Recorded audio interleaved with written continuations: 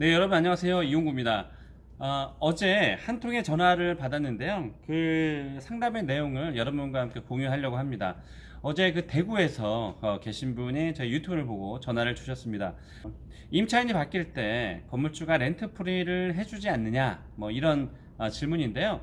이런 질문은 그 제가 20여 년 동안 컨설팅을 하면서 수많은 창업자들에게 받은 그런 질문입니다. 그 렌트 프리라는 것은 월세를 무료로, 그러니까 월세를 받지 않는다라는 뜻이거든요. 임차인이 바뀔 때 건물주가 내가 필요한 시설을 하는 동안, 대부분의 이제 인테리어는 3주에서 한 달 정도, 길게는 한 달 이상 가는 그런 시설도 있습니다.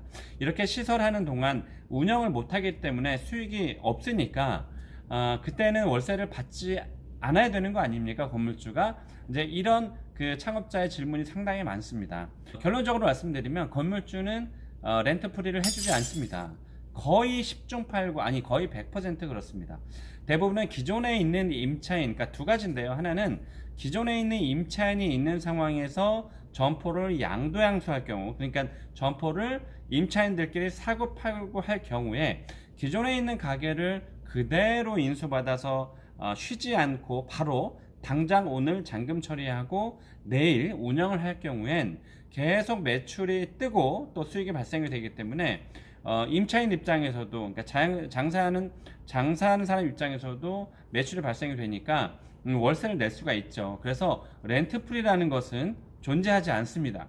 단 어떨 때 이런 얘기들이 자꾸 나오냐면 내가 권리금을 주고 그 점포를 인수를 했잖아요. 하고 나서 시설을 하는데 그래도 어쨌든 한 달 정도 내외 시간이 흐르기 때문에 임차인 입장에서는 건물주에게 내가 공사하는 동안 돈을 못 버니까 그때는 월세를 받지 말아 달라, 렌트 프리를 해달라 이렇게 요구할 수 있는데요.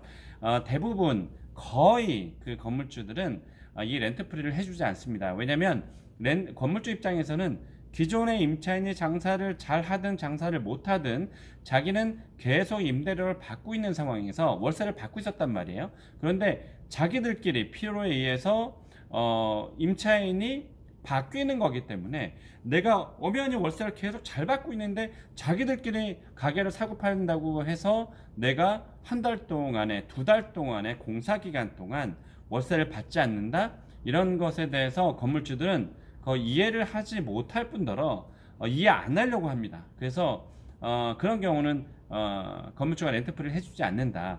제가 20여 년 컨설팅을 하면서 그렇게 렌트프리를 해준 사람은 제 기억에 지금 없습니다. 그러니까 그런 기대는 아예 안 하시는 게 좋습니다. 사실 아쉽긴 하죠. 왜냐면 새로운 임차인이 들어올 경우엔 반가울까요?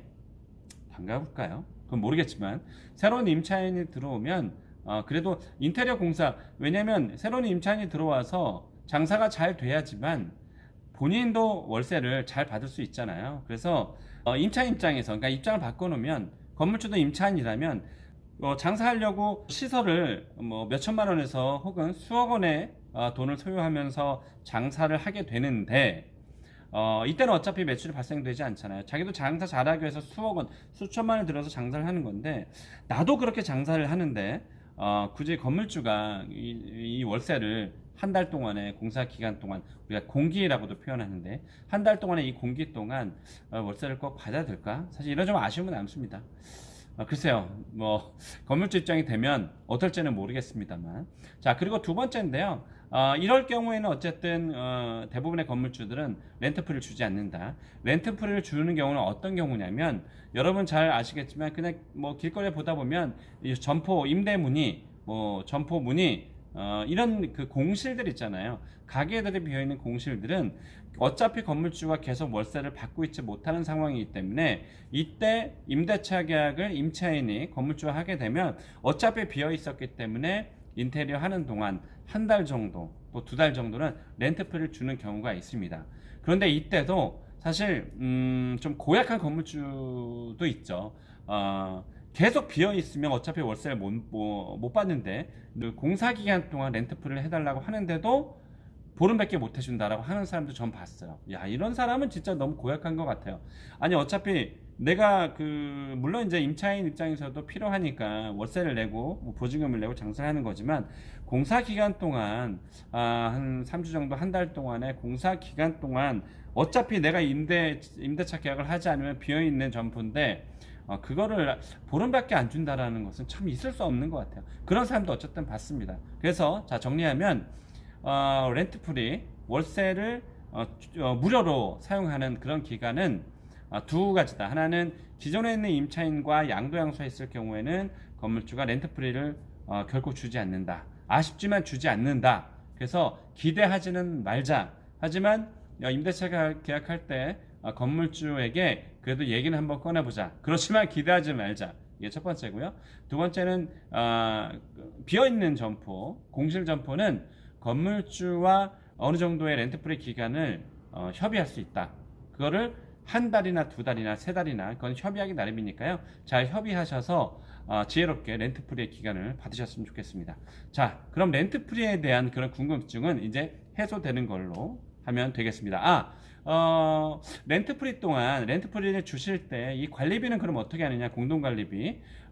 공동관리비는 어차피 공사하는 동안 전기와 수도를 쓰기 때문에 관리비는 공동관리비와 함께 전기료와 수도료, 개별 전기료와 수도료도 그것은 실비를 정산을 해야 된다, 내야 된다라는 점 아셔야 될 것 같습니다. 자, 오늘은 렌트프리에 대한 얘기를 한번 해봤습니다. 고맙습니다.